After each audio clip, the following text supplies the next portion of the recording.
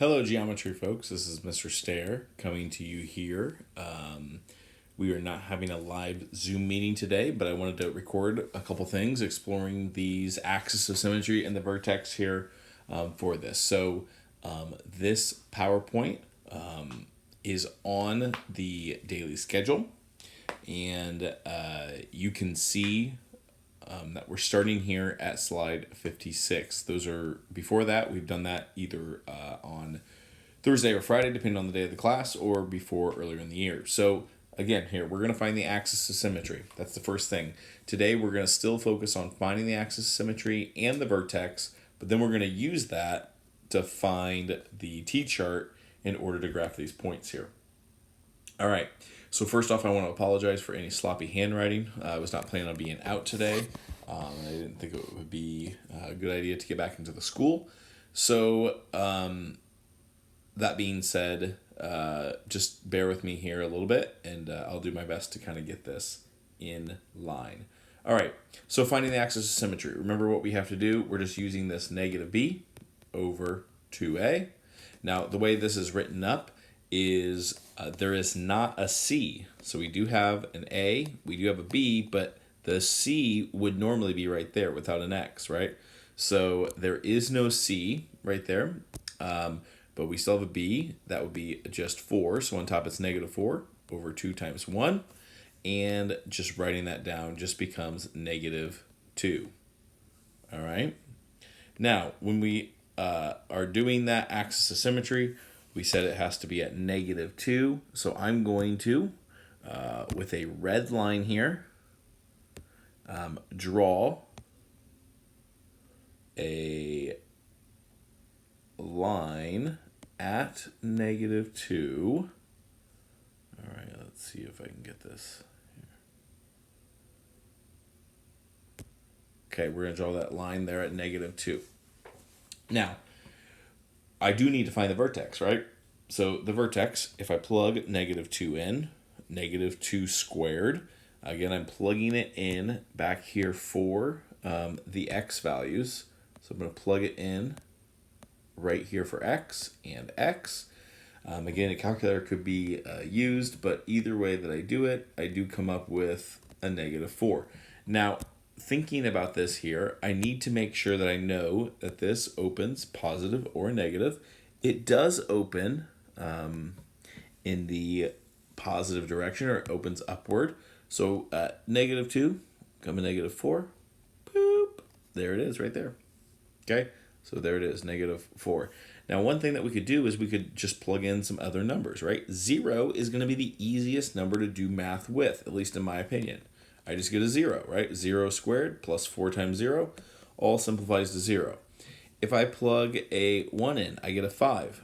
If I plug a negative 1 in, I get, let's see, negative 1. That should be a negative 3, right?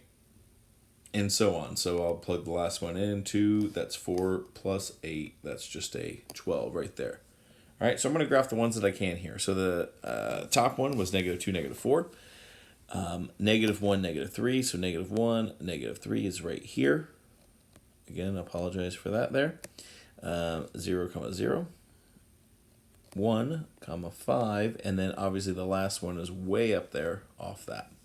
Now here's the thing. Look, I only have a sketch here on the right-hand side, but I need some more info on the left. So we have to think about, how do I get this info that was on the left? Well, remember, this red line, the axis of symmetry, acts like a mirror. So if I went up 1 and right 1 to get that green dot, I could go up 1 and left 1, to get that blue one. I went up 4 and right 2. So I go up 4, left 2, right? See how it's just emptying or becoming a mirror right there for the rest of my graph. So the whole answer here is this whole parabola. Again, it has arrows. It never stops going up. But I can use the axis of symmetry to kind of reflect it. And basically, I didn't really have to do a lot of that math there. All right? So let's take a look at another one here. All right, graph the following function. Again, we're going to start with the axis of symmetry. Again, maybe it's an idea that you might want to pause this here. If you pause it, maybe just kind of go in steps here, right? So starting with the video, again, we're doing axis of symmetry, just negative b over 2a. So it's negative of negative 6, and that's all over 2 times 1.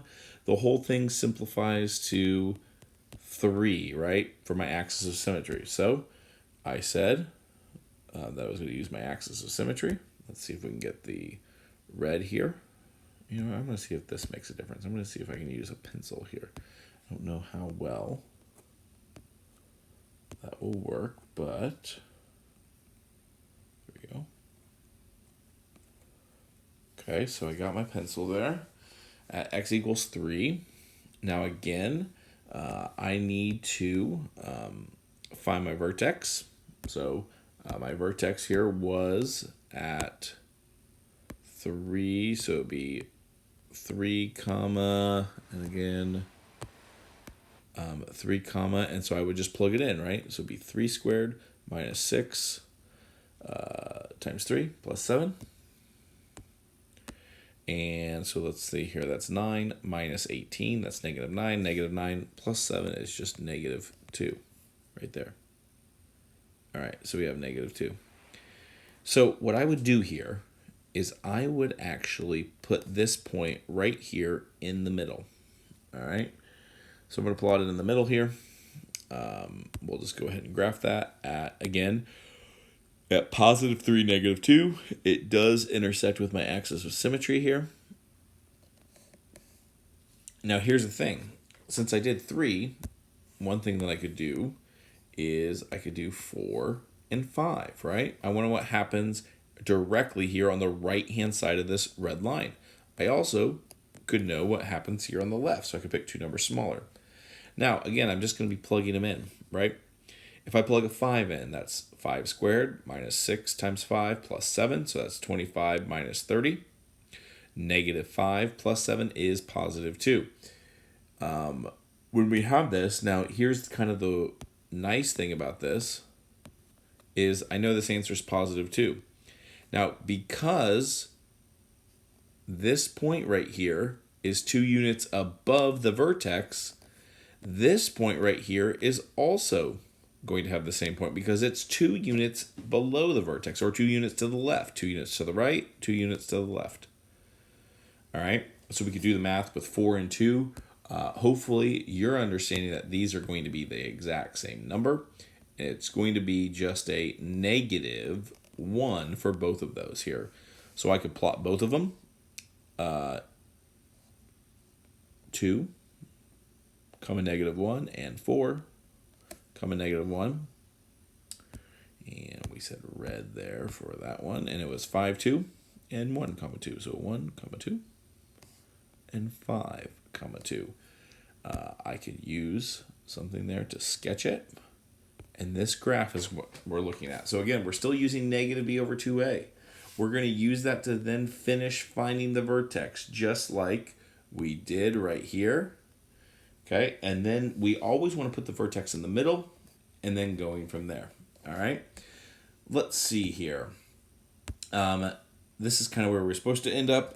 We're going to make sure that this are the steps, or these are the steps that we're going to do. Making an important point here that this happens. Make sure it's in standard form. That just means y equals ax squared plus bx plus c. That means that x squared is always first, the one without x's is always last, and y is by itself. Okay, here we go. Looks like it's set up pretty nicely for us, at least to start with. Let's go this way, where it's just, again, we're using negative b over 2a. That's the opposite of 12 over 2 times 3. That's negative 12 over 6, or just negative 2. Okay, and so there's my axis of symmetry. Remember we talked about, let's put the axis of symmetry right there in the middle. I could go ahead and plug it in. Again, maybe a calculator is helpful, but it's 3 times negative 2 squared plus 12 times negative 2 plus 9. So 3 times negative 2 squared, or 3 times 4, is 12. 12 times negative 2 is negative 24. So 12 minus 24 is negative 12, plus 9 is just negative 3. So there it is. Now, because, again, I have my vertex, I know it's in the middle, I could choose negative 1 and negative 3. I could choose a 0, and I could choose a 4. Let me make this one just a little bit darker here, just because we know that we're kind of battling that word 4 there. Let's do the blue first. Again, these are going to have the same answer. So you might think, I wonder which one would be quicker. I think the one that would be quicker is the one with the 0, right? So if we plugged 4 or 0 in, we would get a 9.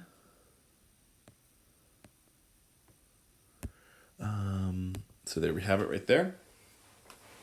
If we plugged a negative 1 or negative 3 in, we should come up with a 0 as the final answer. Let me check that just real quickly. We'll plug a negative 1 in. So again, it was 3 times x squared plus 12 times x plus 9. And we said that we're plugging a negative 1 in. Maybe you chose negative 3. So how this simplifies is right here. 3 times negative 1 squared, or just 3 times 1, which is just going to be 3. 3 as the first term, and then it's 12 times negative 1. And then we obviously have our plus 9. All of that does simplify to be 0 right there. So we, again, could just plot those 5 points, make our curve that is a parabola, and then, yes, we could go from there. All right. Let's see here. A couple more, 3 more. Again, we're just following these steps here. Make sure that we're finding A, B, and C. All right, this first one here. It doesn't look like it's in standard form. Notice that y is not by itself. So when I'm doing this, I'm going to go ahead and just rewrite things with the x's in order. So now I can use my negative b over 2a. That's the opposite of negative 6 over 2 times 1. Remember, when there's no number in front of x squared or anything, maybe it's in front of the x, there's no number, it's just an understood 1. If a term is not there, so maybe, and I'll undo this here, but let's say that this term is just not there, right? Then b would be 0, okay? So that's something that we can think about right there. All right, so all of this simplifies right here to be a positive 3. So I know that with my axis of symmetry, it is at positive 3. Let's see if I can get something a little more thicker there to... There we go. That's what I've been looking for on my axis of symmetry. Okay, so we have it being a 3. I could plug it back in, right? 3 squared minus 6 times 3 plus 9. So that's 9 minus 18 plus 9. Looks like that is just going to simplify to be 0. So right there is my vertex. We'll do this, I guess, in green just so it shows up. So it's 3, 0. Now, again, because that is my axis of symmetry, I'm going to put that in the middle. I can come up with 2 numbers that are bigger. Let's go 4. And the one that's smaller here, I'll put those the same color just because we know why. And I said that second one was bigger, was 5. That does not show up very well. Let's see what other colors I have here. Let's see if purple shows up. 5 or 1, right? So again, long story short, we know that we could use our calculator. If I plug a 1 or a 5 in, if I plug a 4 or a 2 in, right, we come up with that right here. So it was 4, 1 and 2, 1 right there. It was a, yeah, that was the color I was using. It was a 5, 4 and a 1, 4. So we have it right there. Again, using this in MathXL, they might ask if you come up your T-chart and it's just asking you to plot points, right? So just be careful with that. It might ask you to plot the vertex and just one other point after selecting a parabola. Always select a parabola that's either right side up or upside down, not a sideways one. All right, we know this one's going to be fun. We are going to have a fraction here. All right, so again, it looks like y is already by itself. So let's just go negative b over 2a. That means it's going to be the opposite of 3 over 2 times 1. And that's just going to be a negative 1.5. All right, so there's my first number of my vertex. That's the axis of symmetry. Let's go ahead and let's put the ruler here at negative 1.5. We'll use our red pen to see that we have that right there.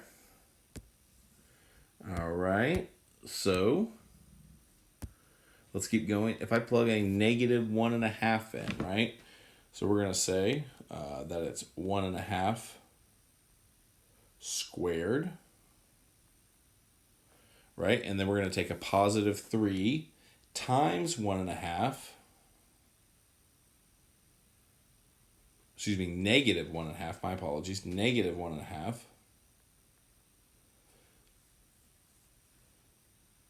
And when we do 3 times negative 1.5, we get a negative 4.5. Again, using a calculator might be helpful here. But after I plug in negative 1.5 all the way through, I just come up with this very weird looking number. Now again, it's still in the middle. It's going to be hard to graph. Okay, I'm not looking for perfection here, but we know it's negative 3.25. So when we do this here, negative 3.25, let's just see if we can get it in there. Oops, that was not a good one at all, was it? All right, a little bit better, but not by much.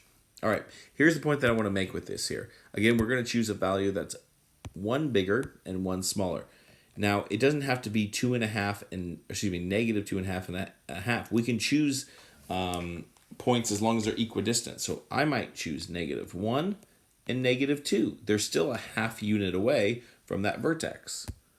I could keep going here. Just with the blue, I would choose maybe negative 3 and 0. Both of them, negative 3 and 0, are just 1.5 units away. One reason that I want to do that is just because if I get 0 down, that should be a negative 1. Let's see if I can erase that and just make it more clear.